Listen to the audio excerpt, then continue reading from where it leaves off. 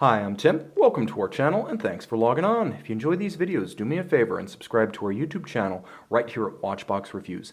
I would really appreciate it and I promise to update daily. If you love this watch, you can see it and you can purchase it on our website, thewatchbox.com.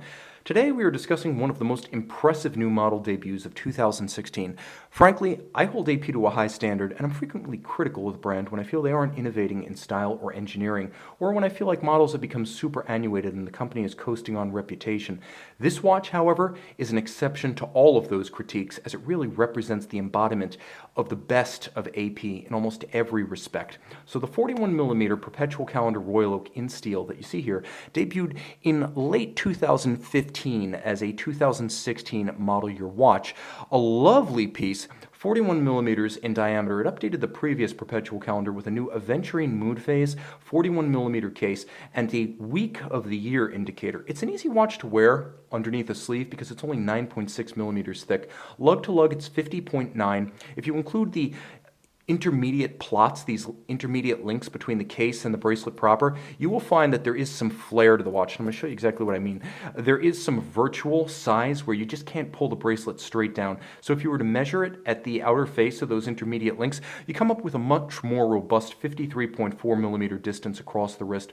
For that reason, I would recommend this watch for wrists of 15 centimeters circumference or larger. Everything that touches the wrist, however, is of impeccable quality. You can see that the finish you associate with Audemars Piguet present and correct.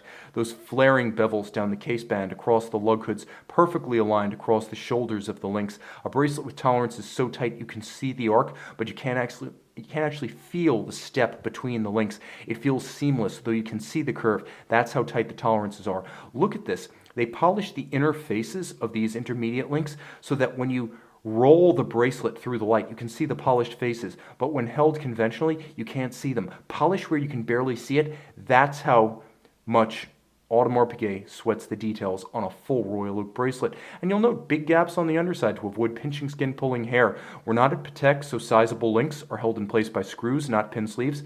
And the clasp is pretty robust. It actually feels as though the swing arms and the chassis are solid enough to be used on an offshore. And take note of the alternate finish, both blasted and satin finished internally. That's the inside of the clasp. Nicely executed with twin trigger release, so this one will stay shut until you truly want it open. Now the case is handsome, but you will notice that there are a couple of pusher adjusters on the flank for the indications of the calendar. That's one of the reasons why, despite the screw down crown like a 15400 or 15450, the watch only has a 20-meter water resistance, so splash only. But take heart, the bracelet is fixed to the case using screws, so no spring bars here. This thing is staying resolutely fixed, and AP has been a leader in replacing spring bars with screws. That's the more secure way to fit a bracelet or a strap to a watch. Hexagonal crown, which mirrors the form of the hexagonal and recessed white gold bezel bolts. The octagonal polished and satin finished bezel, long a signature of the Royal Oak since the very first Gerald Genta prototype at Basel 1972.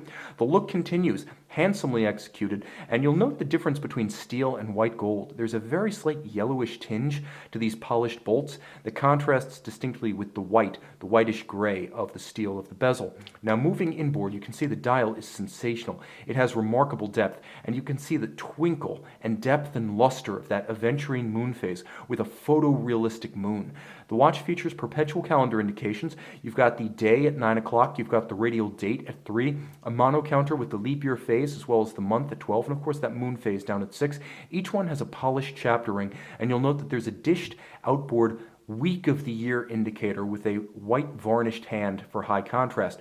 All of the indices as well as the hands are crafted from white gold, so the dial furniture is both tarnish resistant and resistant to oxidation. You can see that the galvanized blue has a wonderful metallic tinge and has a micro texture that you can't actually see with the naked eye. If you loop this, especially with a high-powered loop, you'll see just how fine is the texture engraved by the pantograph lathe that creates these. A 19th century mechanism, all done in-house by Audemars Piguet since 2012. It's remarkable artistry that makes the dial of this watch as worthy of a loop as the case back.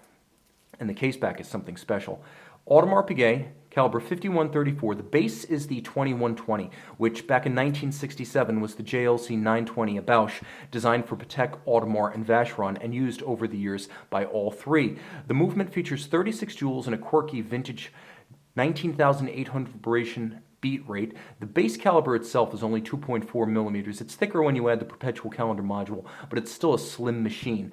It features an annular balance. It's actually a full ring that runs all the way around the balance and sits in the same plane as the bridges, allowing the watch to effectively be as thin as a micro rotor would be. There are 4 ruby rollers that support the ring-style rotor, which has a mass on one side, but make no mistake, it's a full circle. You can see perfectly hand-finished mirrored chamfer with the same treatment inside the jewel and screw countersinks.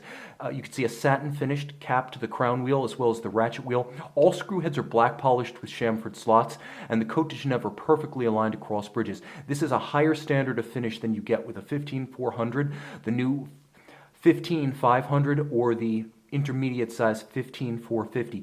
This is a standard to rival the likes of Vacheron and Patek. A standard Royal Oak does not have this. Beating away at that quirky beat rate, it features a free-sprung Gyromax style balance to take and hold precise regulation, even in the face of vibrations, and it has a 40-hour power reserve. In other words, it's the bee's knees. Still though, 20 meters water resistance, you're going to want an offshore to get wet and wild, but for all other occasions, this is pretty darn close to the perfect watch. See it and make it yours on the Watchbox. Audemars Piguet Royal Oak Perpetual Calendar by night.